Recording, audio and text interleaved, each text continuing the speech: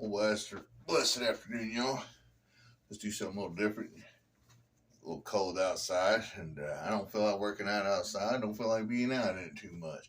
So we're gonna go to the Y. But first of all, we gotta lift hearts before we lift a pound of iron. So how do we do that? Well, all we do is go to the resurrection life of the Most High God, great God Almighty, Jesus Christ, the unquiet Spirit. Go hot and attack a little cushion, the unquiet Spirit. This is the life of belief for today's lesson. February 17th. Christ has turned all our sunsets into dawns. That's from Clement of Alexandria. Christ has turned all our sunsets into dawns. He's with us the whole entire time. Whether you're in a time of peace or you're in a time of war, things are coming against you. You're fixing to be overwhelmed. Everything coming all at you at once. The Lord's going to lead you out. I was overwhelmed the other day, and He pulled me out of each and everything. I just had to remind myself to breathe. Remember, He born and lived and died for me. So breathe. He's in our DNA, man. He's in every breath of air that we take. So take it and take it with His way, higher than always, which supersedes any kind of academic excellence. What do you expect from a graduate with a 1.5628?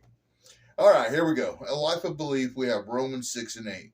If we died with Christ, we believe that we will also live with Him. It's as simple as that. In word, the origin. It is strange to our ears we died with Christ. It doesn't seem much like we died. Most days we seem all too alive. We have responsibilities that clamor for our attention, people who get on our very sensitive nerves, battles to fight, and habits to lose. If this is life, we're not sure we want it to be like this. If we've died with Christ and been raised with Him, we're more than a little confused. This doesn't seem much like resurrection. One of our problems is a matter of timing. We live between the cross and the final resurrection. While the death and resurrection of Jesus are legal facts for us, they are both growing experiences. In a sense, we died, but in another sense, we are dying. Jesus told His disciples so.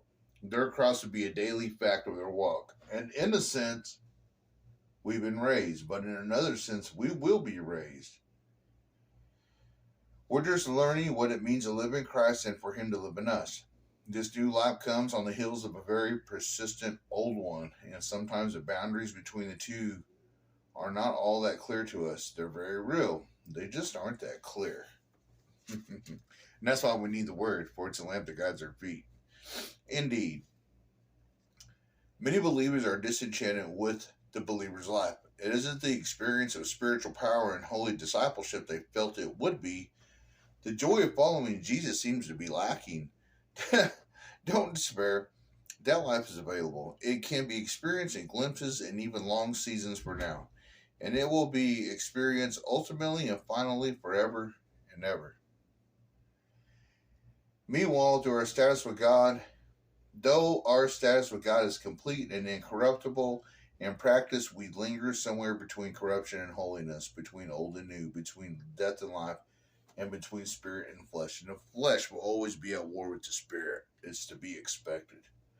There's a time for war and a time for peace, a time to gather and a time to scatter.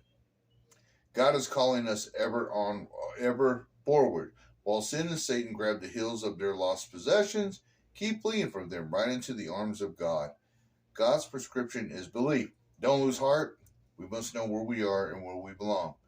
We must believe in the life we've been given. He gave us that life. It says right above my head, right there, born, lived, and died. I was reborn January 5th, 2008, on my knees when I found His love and I let go of hate. And you don't want to get on your knees and surrender, but once you do, you're going to see things through. They're going to lead you to victory. And victory coming at His strong right hand, always the right hand. Where Jesus was in the middle, then there was the fool on the left, and then there was the one on the right. The one on the right, He was the one who said, Lord, remember me when you enter into your paradise. And Jesus said, for surely I sure tell you this day that you will enter in. And He did. The one on the left, he told you, he said wrong things to the Lord, to Nadakalokosha, to Jesus, because all he wanted to do was come down off that cross so he could repeat his foolishness. And just like it says in Proverbs, as a fool repeats his foolishness, a dog returns to his vomit.